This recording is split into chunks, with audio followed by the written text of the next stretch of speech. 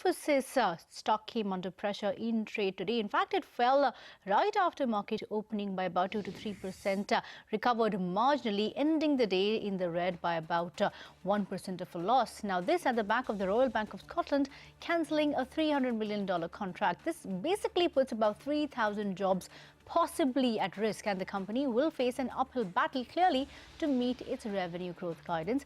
Reema Tendulkar is here with what the street and the brokerages have made of this development and the verdict on Infosys stock. Reema, have there been any snap reactions, any downgrades yet?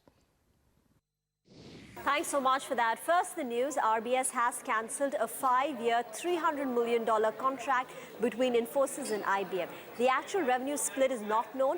The street is estimating $200 million of revenue attributable to Infosys spread over 5 years, which means about $40 to $50 million annually. That is about 0.5% of the company's revenues.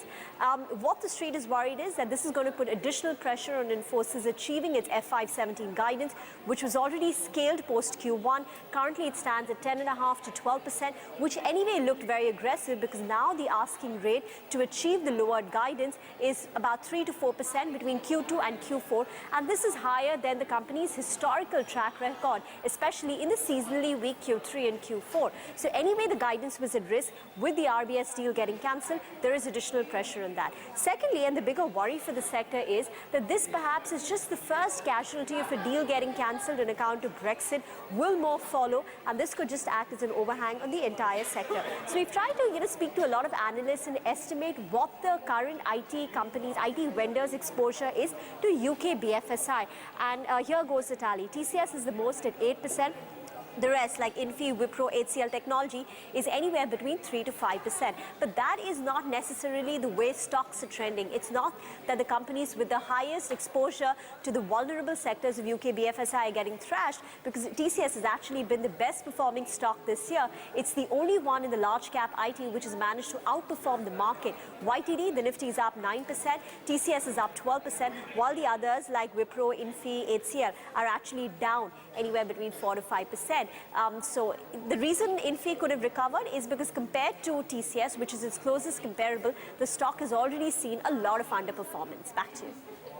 Fair enough. And in fact, most of the other IT stocks were also marginally under pressure at the back of that. But let's stick to the story. Analysts expect this pullout from RBS to pinch Infosys in this financial year, possibly. Some say the guidance was already at risk, and this only ramps up the pressure on the company to actually perform as far as the guidance is concerned. I think the guidance was already at risk even before this event happened, because if you look at the kind of numbers that need to be delivered on a QOQ basis, even if it had delivered 5.5% growth in Q2, the company should have delivered something like 2.5% for 3Q and 4Q, which would have been a tall task considering the fact that the company has not delivered such numbers, at least in the last 5 years in 3Q and 4Q. With RBS this particular deal going away, I think the hit could be to the tune of maybe 30 to 40 basis points on for FY17 numbers.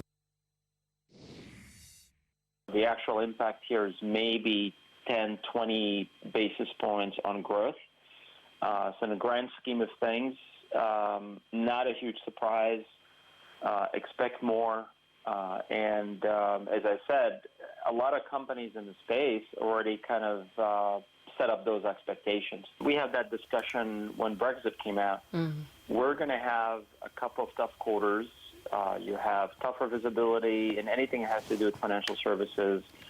You have an industry that, as it is going through a very tough transition. So it's kind of an incremental risk to where we are right now. Okay, so that was Infosys.